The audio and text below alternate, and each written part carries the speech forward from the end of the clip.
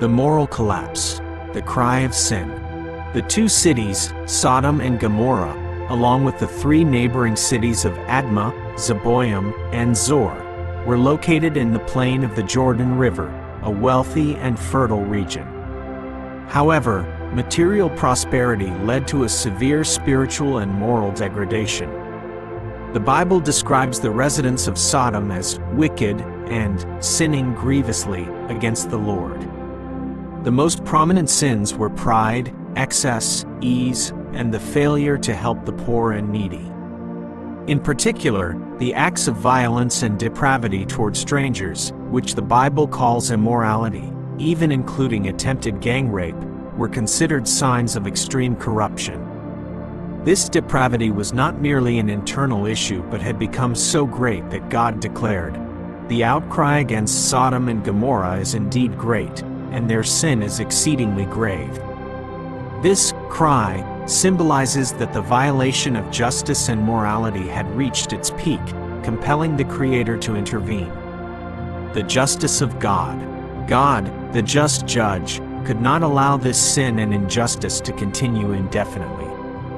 Instead of immediate destruction, God decided to personally go down and see, to verify. This was not because he lacked information, but to emphasize the seriousness and fairness of the impending judgment. Before acting, God revealed his plan of destruction to Abraham. He asked himself, "Shall I hide from Abraham what I am about to do?" This demonstrates the intimate and friendly relationship that Abraham had with God. The revelation was not merely to inform, but also to invite Abraham to participate in the judgment through the role of intercession, while also preparing for the rescue of Lot, Abraham's nephew, who was living in Sodom. This context sets up a confrontation between grievous sin, Sodom, and absolute justice, God. It was in this moment of determined judgment that Abraham rose up, using his position as friend of God to intercede, opening the next chapter, the act of persistent intercession. Abraham's persistent intercession. This section focuses on how Abraham transitioned from receiving news of the judgment to actively intervening through prayer. Abraham's act of intercession was not impulsive, but a deep reflection of his relationship with God and of God's own character. Abraham was not merely a worshiper but an intercessor, standing between God and those in danger, Sodom. He acted with deep compassion for the fate of the cities, especially Lot, his nephew. The foundation for Abraham's boldness was his trust in two core attributes of God. Justice. He believed that God could not destroy the righteous along with the wicked. He questioned, "Shall not the judge of all the earth do what is just?"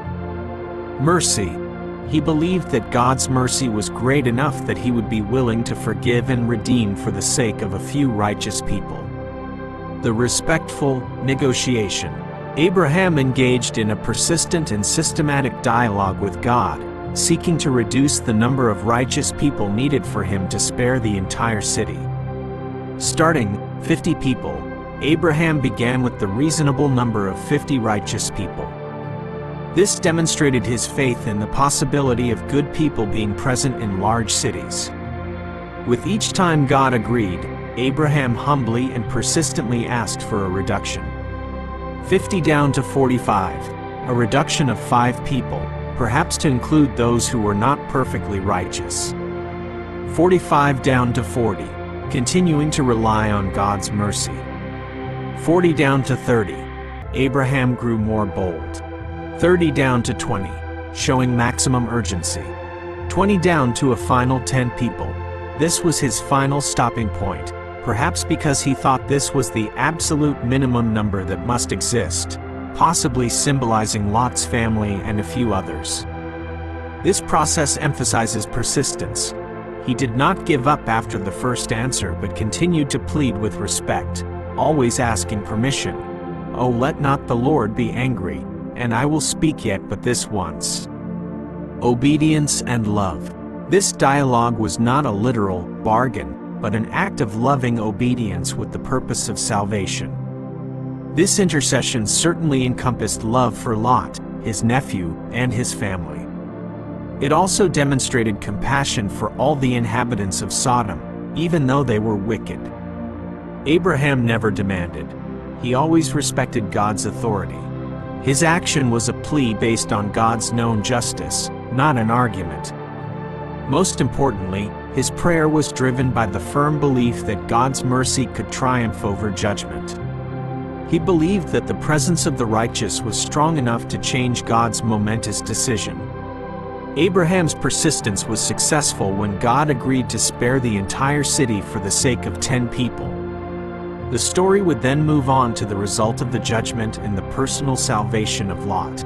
Personal salvation amidst judgment. Although Abraham persisted down to the number of 10 righteous people, God still could not find that sufficient number in the cities of Sodom and Gomorrah. Therefore, destruction was inevitable.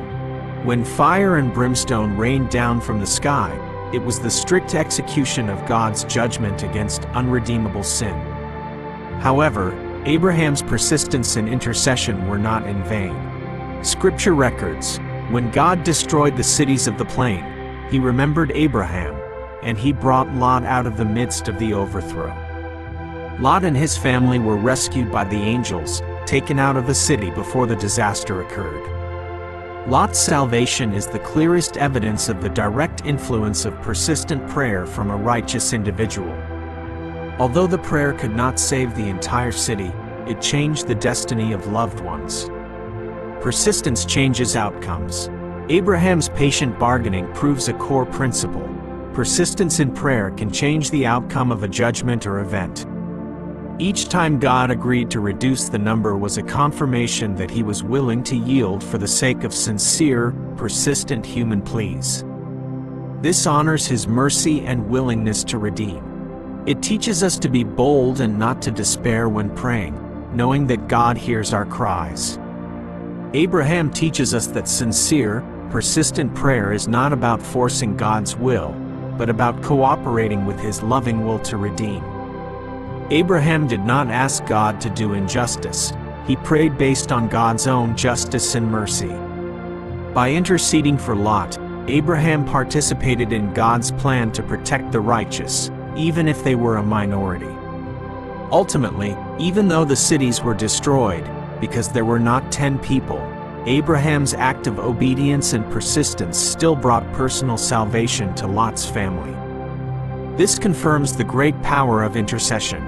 It may not change the laws of nature or the judgment against widespread sin, but it can certainly secure mercy and deliverance for specific individuals. The story of Abraham is an epic of faith and persistence in prayer.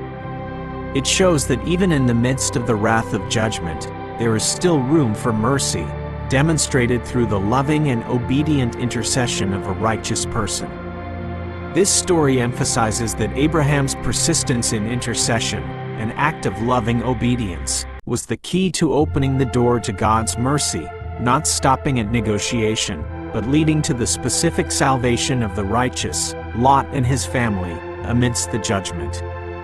If you love this content, please help my channel grow by subscribing now. Thank you all very much.